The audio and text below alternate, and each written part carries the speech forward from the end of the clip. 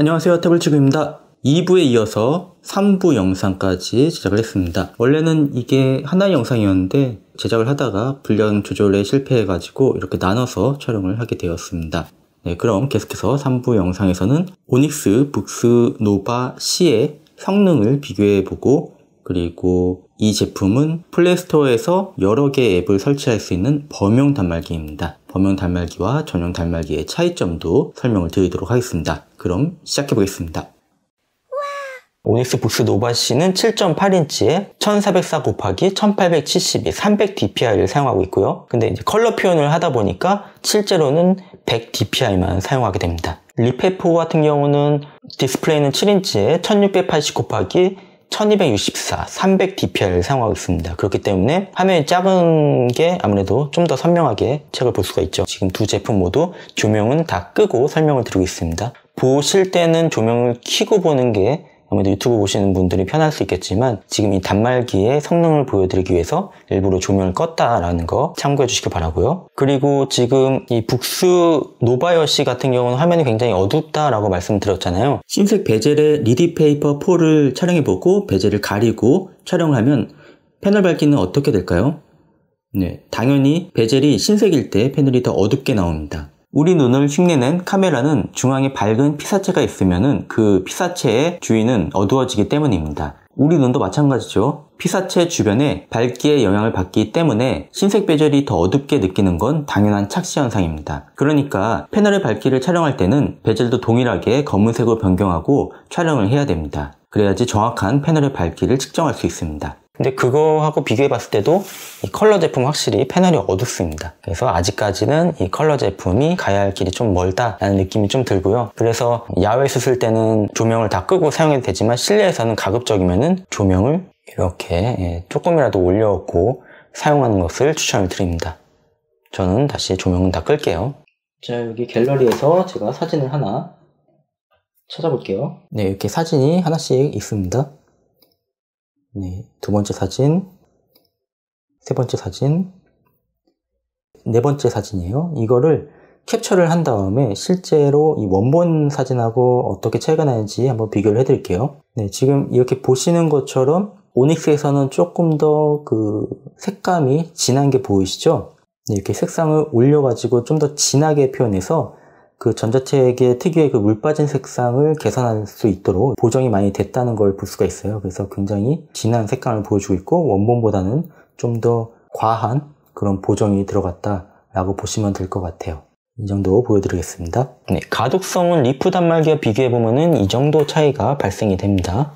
네, 리프는 종이 느낌이 들지만 노바C는 이 디스플레이는 패널에 컬러가 필터가 입혀져 있기 때문에 조금 지글지글한 이런 모래알 느낌이 드는데, 이게 컬러 필터입니다. 리프의 가독성이 너무 뛰어나게 나왔는데 이건 지금 기본 설정 상태라서 그래요. 지금 자세히 보면 위쪽 메뉴바를 보면은 탭들이 하나도 안 보이죠? 기본 세팅이 흑백을 강화시켜서 가독성을 비약적으로 올린 것 같아요. 다성 낫2 리더 078과 비교해보면은 선명도에서 차이가 큽니다. 그래서 노바C의 가독성을 비교하려면은 7인치 리프 2 리더기보다는 동일한 7.8인치 다성 낫2 리더 078과 비교해야 공평한 비교가 될 것 같습니다. 이렇게 비교해보면은 노바C도 나쁘지는 않죠. 다시 리프와 비교해보겠습니다. 리프의 가독성은 거의 반칙이네요. 네, 세 개의 제품을 나란히 비교해보면은 이런 느낌이 듭니다. 컬러 제품의 장점은 이런 주식책과 같은 차트를 볼 때 그 진가를 발휘하게 됩니다. 옵션을 조정해서 흑백 느낌으로 글씨의 가독성을 최대로 올릴 수 있습니다. 대신 색상은 포기해야 되죠. 이렇게까지 조정을 해도 완전한 흑백으로 변화되진 않습니다. 지금 리디페이퍼 4하고 그 다음에 오닉스 북스 노바 C만 비교를 해드릴게요. 두 제품의 스펙을 보면은 오닉스 북스 노바 C 같은 경우는 퀄컴의 스냅드래곤 662를 사용하고 있고 램이 3기가에 메모리가 32GB입니다. 리디페이퍼 같은 경우는 엑시노스 850에 램이 3기가 메모리가 32GB를 사용하고 있습니다. 물리 키보드의 속도를 한번 비교를 해드려야 되겠네요. 이렇게 두 개의 물리키를 이용해서 딱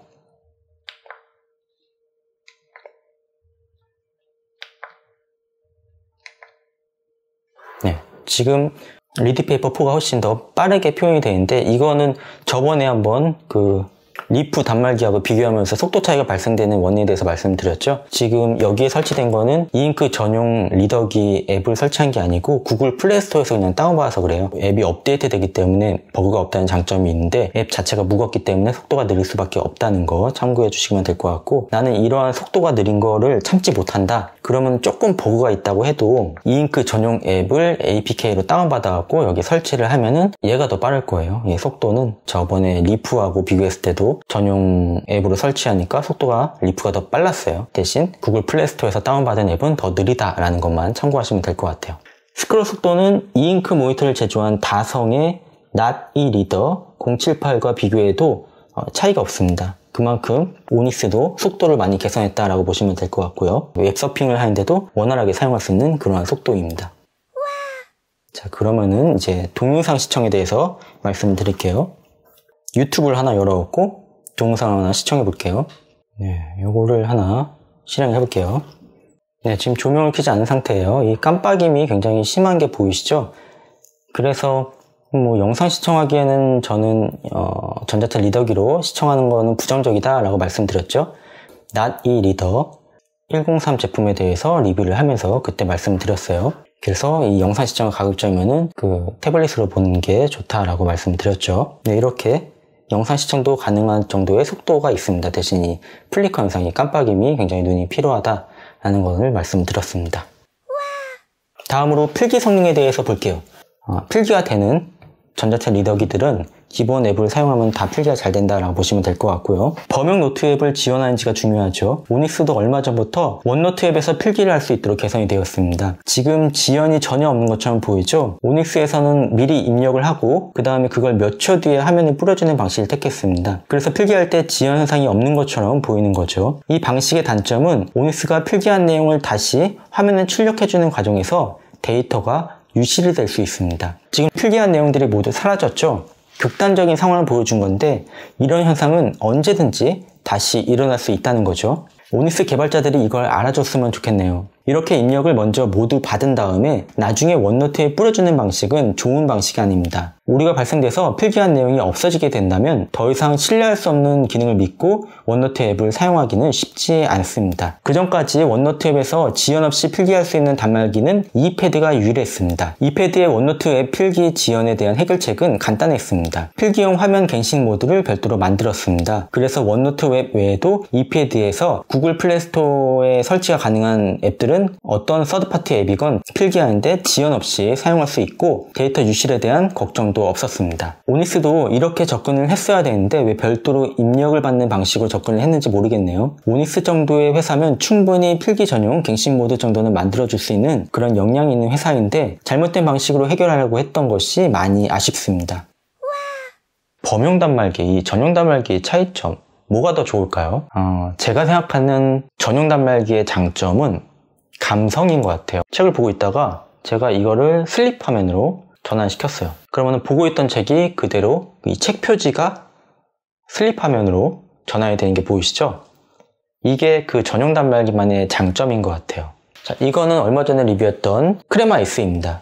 크레마 S는 열린 서재가 되기 때문에 범용 단말기 아닌가요? 라고 얘기할 수 있는데 하나씩 설명을 드릴게요. 일단 얘는 전용 단말기가 맞습니다. 크레마 S 같은 경우는 예스24에서 구입을 하거나 아니면 알라딘에서 구입을 해야 됩니다. 그러니까 알라딘의 전용 단말기, 예스24의 전용 단말기인데 거기서 이제 열린 서재를 열어줬기 때문에 다른 앱들을 APK로 설치해서 쓸 수가 있는 거죠. 그때는 이제 범용 단말기가 됩니다. 제가 크레마 S에서 여기서 스크린세이버의 이미지를 북커버 이미지로 바꿔요. 그러면 제가 지금 보고 있는 책으로 북커버 이미지가 바뀌는 거예요. 그러면은 이걸 적용을 누르면은 다음부터는 화면을 끄면은 제가 지금 읽고 있는 책이 표지로 바뀌는 거죠. 이 기능은 예스24의 전용 단말기이기 때문에 예스24 책을 볼 때만 적용이 되는 기능이에요. 여기서 제가 11계단을 지금 봤기 때문에 이 책을 보고 있다가 화면을 끄면은 보고 있는 책으로 그대로 표지가 된다는 거죠. 이 기능 자체는 전용 단말기에서만 되는 기능이죠. 크레마 S 같은 경우는 범용 단말기로도 사용할 수 있다고 했잖아요. 그럴 때 이 리디북스 앱을 별도로 설치했다고 치면은 그때서부터는 이게 전용 단말기가 아니고 얘는 범용 단말기로 사용을 하게 되는 거죠. 자, 제가 책을 하나 열고 이걸 보고 있다가 화면을 껐어요. 그 읽고 있는 책으로 표지가 바뀌진 않아요.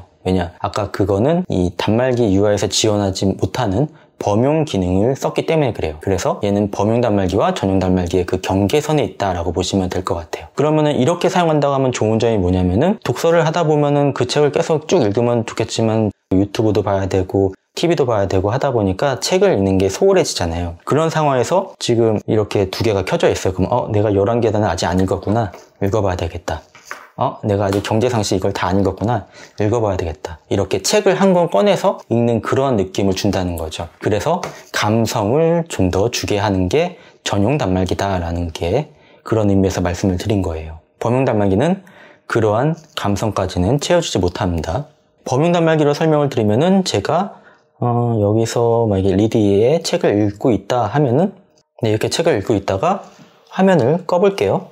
화면을 꺼도 그냥 기본 화면으로 바뀌는 거죠. 제가 어떤 책을 읽고 있는지 모르게 되는 거죠. 물론 키면은 읽고 있던 책으로 다시 들어가긴 해요. 근데 이렇게 꺼져 있으면은 내가 이거 지금 책을 안 읽고 있구나, 빨리 읽어야 되겠다, 뭐 이런 느낌이 좀 안 들죠. 태블릿에 쓰고 있는 느낌이 들고 얘는 뭔가 한 권의 책을 지금 읽고 있는 그런 느낌이 듭니다. 범용 단말기의 장점은 모든 앱을 다 사용할 수 있기 때문에 그 전용 단말기처럼 크레마 같이 하나의 그 서점만 이용하는 게 아니고 전체 서점을 이용할 수 있다는 그런 장점이 있죠. 그래서 저는 초보자분이 전자책 리더기를 선택한다 하면은 범용 단말기를 많이 추천해주고 있습니다. 핸드폰이나 태블릿처럼 쉽게 접근이 가능하기 때문에 그렇죠. 이렇게 3부 영상을 마무리하겠습니다. 1부는 언박싱, 2부는 버튼 케이스에 대해서 언급드렸고요. 3부는 본연의 기능에 대해서 자세히 언급을 드렸습니다. 오늘 준비한 영상이 여기까지입니다. 시청해주셔서 감사합니다.